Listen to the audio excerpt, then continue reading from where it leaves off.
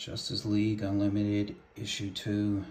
Gotta say, I enjoyed this issue because I thought the first issue was kind of meh, but we start off, we see Blue Beetle getting dragged into that little forest or whatever, where I said it reminded me of Aliens with the eggs, and we find out it's a nest of parademons, and the Justice League pull up, and Superman's like, parademons attack.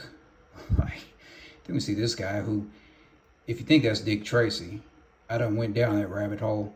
That's actually Dr. Occult, who DC actually introduced before Superman in the comics. He was introduced in 1935, and Dick Tracy was introduced in 1931. So the more you know.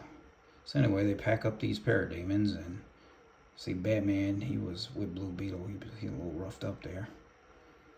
And everybody splits up to do their little missions, and Martian Manhunter goes with the Doc, who I like the variety of characters and the combinations you get in the interactions in this book. I'm actually surprised, because usually they use like Constantine in that detective magic position. Then we see all the atoms are together. I guess they're in charge of getting everyone's powers back to who they belong to. I got a little spin-off book. I thought that was kind of interesting. I might actually check out that spin-off book. And then we see Stargirl, we see the little mole, the little traitor, what's his name, Airwave, Radio Wave, I don't know. But anyway, they explain Martian Manhunter, he goes off with the Doc, and he explained he didn't get all his powers back, like his mind reading ability, so that's why he can't just find these children that the parademon kidnapped, and also why he doesn't know there's a mole in the watchtower. So that's nice how that all ties together. And then we see this parademon that's over the nest, and he actually has intelligence. He can talk. So that's a first. And he explains that Daredevil, what the hell?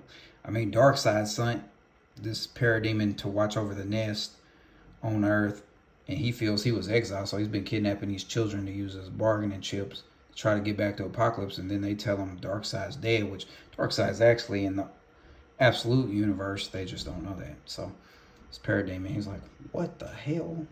I can't go back to Apokolips. And Martian Manhunter just, he just crashes out on this parademon, starts whooping his ass. And then Superman shows up like, oh my God, that isn't you, John. Like, Superman just didn't crash out last week on Doomsday, but, okay.